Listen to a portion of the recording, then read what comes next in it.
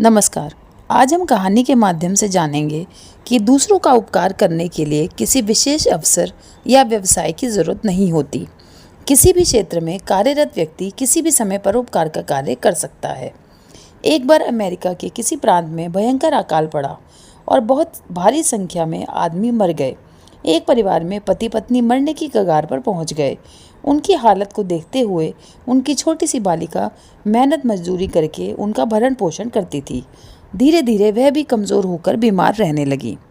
एक दिन उसे कहीं से ज्ञात हुआ कि एक दांत के डॉक्टर ने दांत खरीदने के लिए अच्छे दाम देने के लिए विज्ञापन दिया है। बेशर्ते दांत सुंदर हो, दांत में स्वयं उखाड़ लेगा। विज्ञापन देखकर बालिका तुरंत दांत बेचने के लिए डॉक्टर के पास पहुंच गई। डॉक्टर के लिए उसके दांत बहुत ही उपयोगी थे। डॉक्टर ने बालिका से पूछा कि तुम दांत क्यों बेचना चाहती हो। बालिका के उत्तर ने डॉक्टर को दया भाव से द्रवित कर दिया और उसकी आंखों से आंसू झलक पड़े। डॉक्टर ने तुरंत बिना दांत उखाड़े बालिका को 10 गिन्नी दे दी। बालिका डॉक्टर का उपकार मानकर प्रसन्नतापूर्वक माँ बाप की सेवा करने लगी। ऐसे परोपकारी महापुरुषों की विश्व में संख्या अनगिनत है।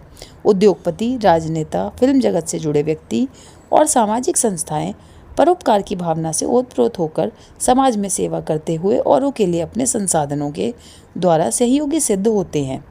समाज में भ्रष्टाचार रूपी बुराई को देखते हुए हमारा तो यह मानना है कि यदि चिकित्सा से जुड़े व्यक्ति, विशेष रूप से भगवान के समकक्ष माने जाने वाले डॉक्टर, यदि लाचार बेबस गरीब लोगों का बिना उनका शोषण किए ईमानदारी से चिकित्सा सुविधाएं उपलब्ध कराते हैं, तो वे भी परोपकारी की श्रेणी में आते हैं। कहा गया है, परोपकाराय सताम विभूतयः। सज्जनों की विभूतियाँ दूसरों की भलाई के लिए होती हैं। धन्यवाद।